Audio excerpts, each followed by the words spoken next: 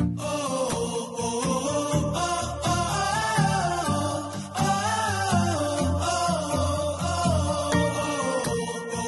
ginagastos ang mundo?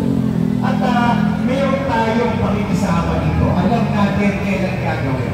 Sa katunayan, nais ko lang itong bahagi na itong taon na to, 2025 pa na ito, meron na pong 22, halos 22.4 billion na pondo ang ating production. Sige, palapakan po natin. Yung 22.4 billion po na yan, hindi naman po yung magic na basta alam natin saan. Halos sa isang taon, ito po yung pinakamalaking nilakaw. From 2024, natin ang budget na 17 billion.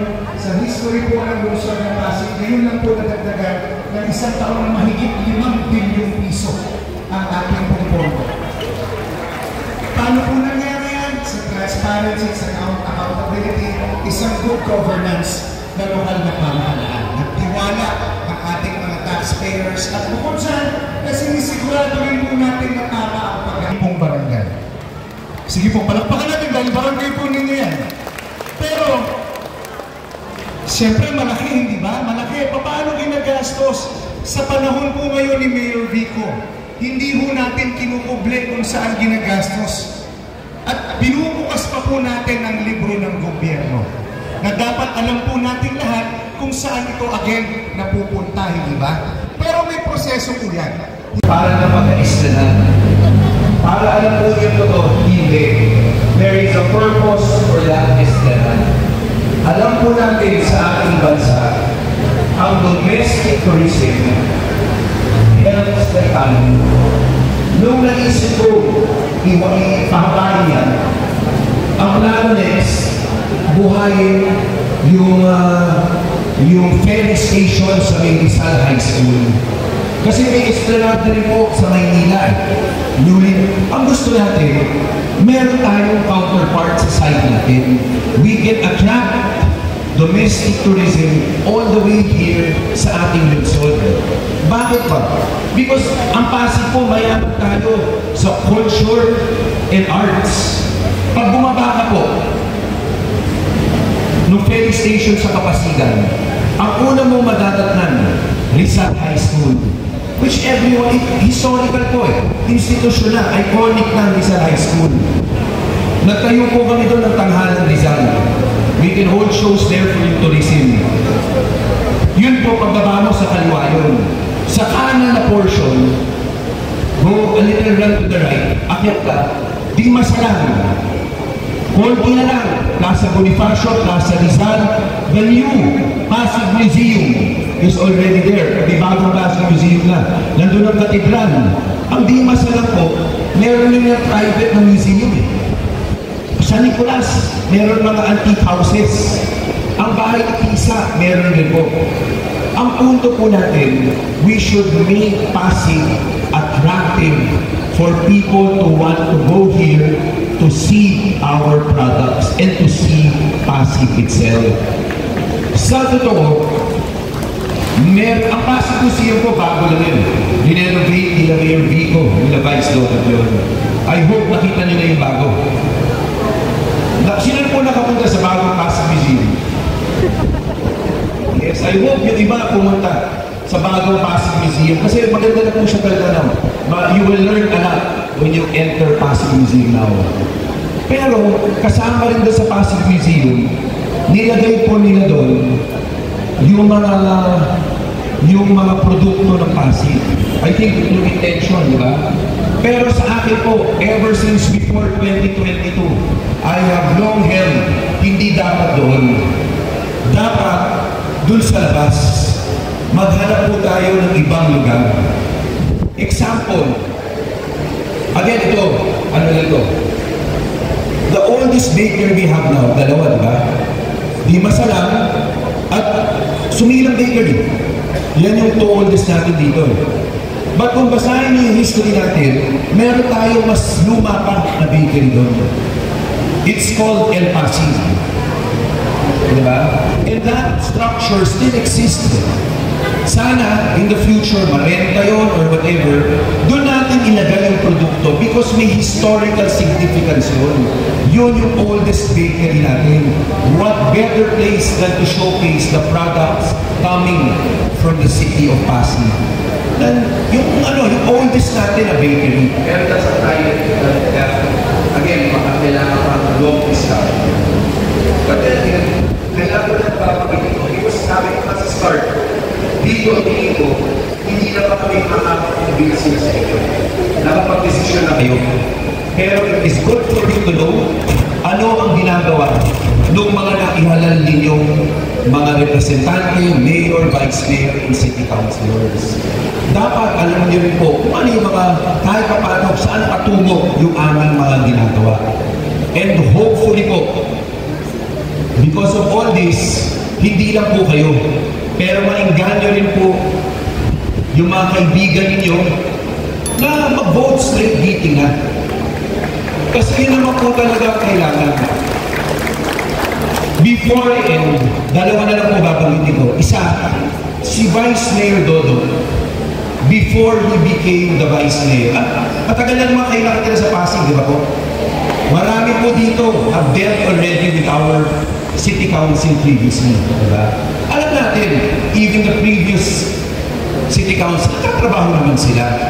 Pero, nung naging presiding officer na si Vice Mayor Dodo, sa totoo, na-professionalize po niya yung ating City Council.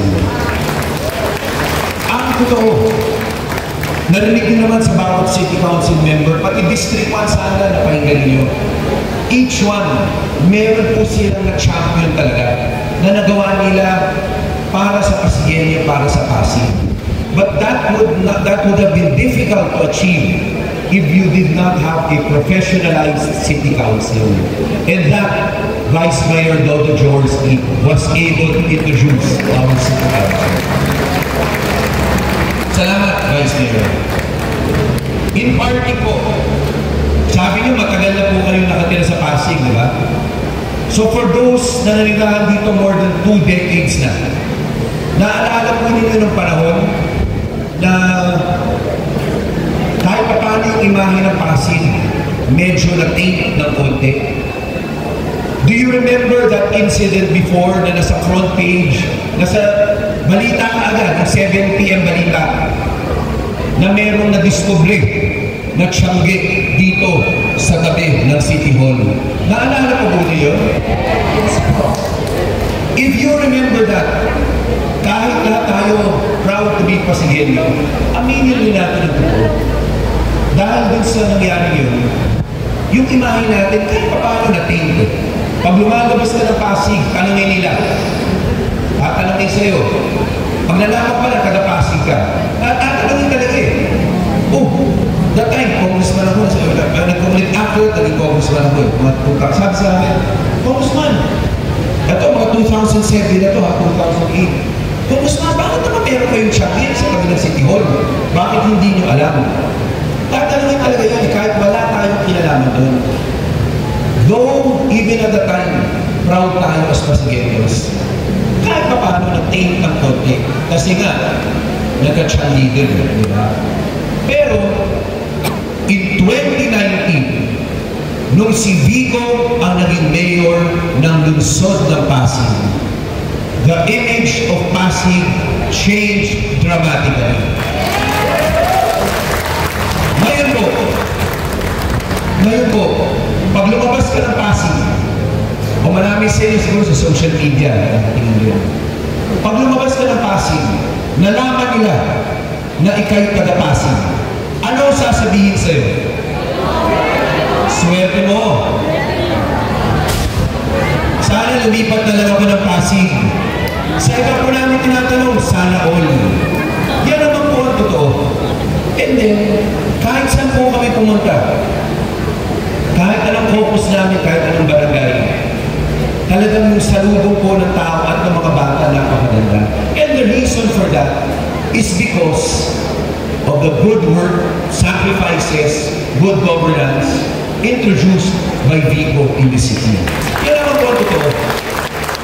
In fact, kahit ang kabataan dito, Nung isang araw po, nag-focus kami sa West Bank, sa Rosario. Sa Rosario, Ormeguda. Boundary ata kami. Nung nandun po kami, kahit yung mga kabataan po, nagsisigawan. Yung mga magulang po, kukunin nila yung anak nila, sabihin, pwede magpa-picture, Mayor, because pinagmamalaki nila yung ating syudad. They are very proud. And ang pinakamaganda po doon, hindi lang yung matatanda, pati yung mga bata sa ating lungsod. Proud Pasigueños ngayon. Eh ito po, alam nila na si Vico is going to his last term. Alam nila na maraming nagawa si Vico. Alam nila na marami pa siyang pwedeng magawa. Alam rin nila, pag binigyan nila si Mayor Vico ng lahat ng kakampi na kailangan niya, hindi kakampi, pero yung mga tao na pareho yung pananaw niya, it will serve as a good inspiration to the Pasig youth. Sa totoo po, we can go beyond Pasig na eh. Kasi sa social media, Pasig na nga eh.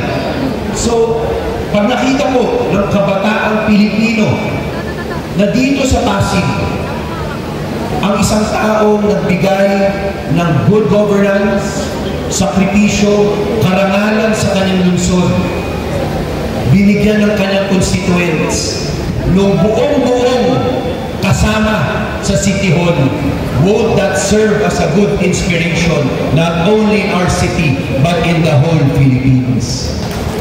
Sasabihin po ng marami, okay yung magulang pa, okay si daddy mami talagang tinulungan nila.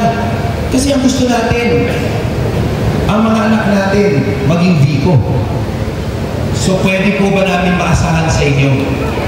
Straight team beating. At hindi lang straight team beating sa inyo.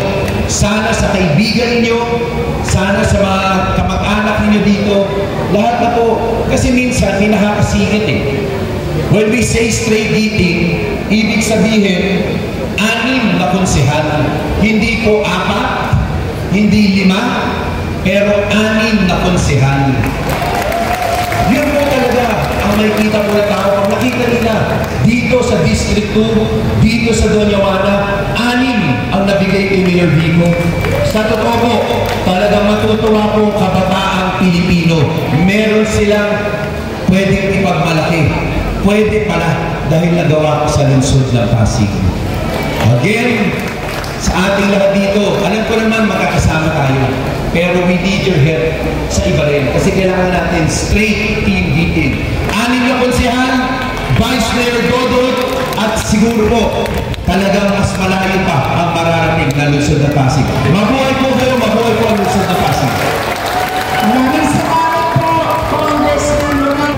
Ang mga katulad niyo, ang Congressman na kailangan namin na hindi sa prom, kundi talaga pong gusto niyo mapabuti ang buhay, hindi lang ng Pasigueños, kundi ang buong Pilipinas. Kami po ay parang Congressman katulad niyo. Ngayon